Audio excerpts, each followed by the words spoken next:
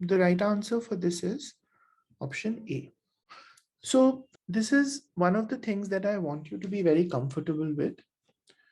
So we know that there are three forms of the parabola, right? One is the standard form, right? Which is just written as ax squared plus bx plus c. One is the factor form, which is written as a into x minus m times x minus n. And the third is the vertex form, which is x minus h whole squared plus k. So when I ask you to convert this standard form to factor form, most of you can do it very easily because you know how to split the middle term. So for example, here it would be 8 into 6, 48. So 12 and minus 4. So we'll write it as 8x squared plus 12x minus 4x minus 6. So 4x common, 2x plus 3, minus 2 common, 2x plus 3. So 4x minus 2 into 2x plus 3, right? You can give me the factor form without any problem. But a lot of you are still not comfortable when you have to convert the standard form to the vertex form, right? And that is because you are not comfortable with the concept of completing the squares, right? So how do you complete the squares in a question like this, right? I need to convert 8x squared plus 8x minus 6 to this form. So I will take 8 common. I'll write it as x squared plus x, and I'll keep minus 6 outside because that's a constant that will be consumed in k. So I'm not looking at minus 6 right now.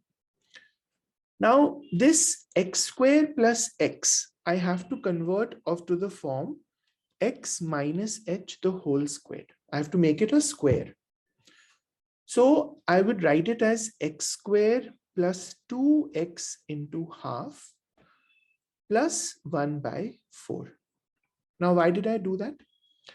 Because this is acting as a squared, this is acting as 2ab, and this is acting as b squared. So I wrote x as 2x into 1 by 2, and whatever is 1 by 2, I took the square of that as 1 by 4. So that these three terms will become x plus 1 by 2 the whole squared. A squared plus b squared plus 2ab. So when I go from a plus b squared to a squared plus b squared plus 2ab, I have to do the reverse process when I need to go from this step to this step. Okay. Now, we are not finished because what have I added here? I have added 8 into 1 by 4 here, right? Because I only had two terms and then I added 1 by 4 because I wanted to make a square, and that is multiplied with 8. So I have added 8 into 1 by 4, which means I have added 2. So I'll have to subtract 2. Because if I add something, I need to subtract it, right? I can't just add something. And minus 6 is already there. So I can't forget that. So these three terms become x plus 1 by 2 squared, and this becomes minus 2 minus 6, which is minus 8. And now this is in this form. So my value of h is minus half because it is x minus h, so minus half. And the value of k is minus 8. So minus half comma minus 8 is the vertex of this parabola. So the answer is option A.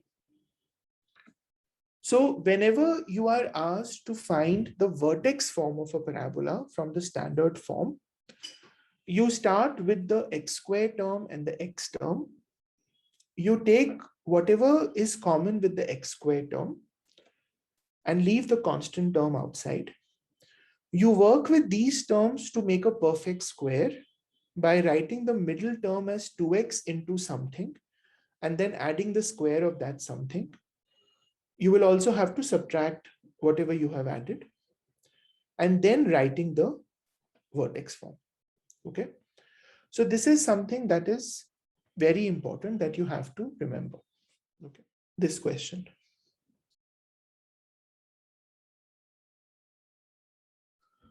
Okay, so the right answer for this is option C, -2. Now, here I have to again complete the squares, but you have to see what your vertex will be. So x is y squared plus 4y plus 1. So y squared plus 2y into 2 plus 2 squared minus 2 squared plus 1. These three terms become y plus 2 the whole square minus 4 plus 1 minus 3. Now, here the vertex will be -3 comma -2, because here the graph is like this,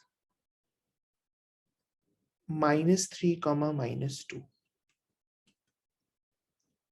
and x-intercept is 1. So the graph is, the parabola is horizontal. It's a different parabola, right?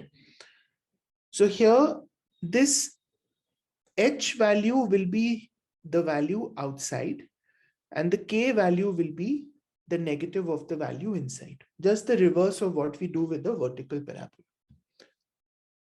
So here, the parabola is of the x equal to y square form. So it is a horizontal parabola with a x-intercept of 1.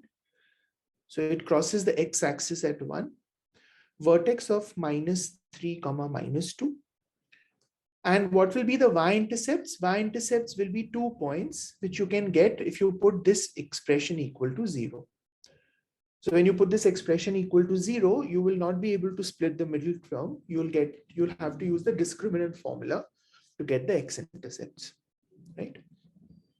So this is just similar to what we do, but everything is happening in a different direction. It's happening in the horizontal direction.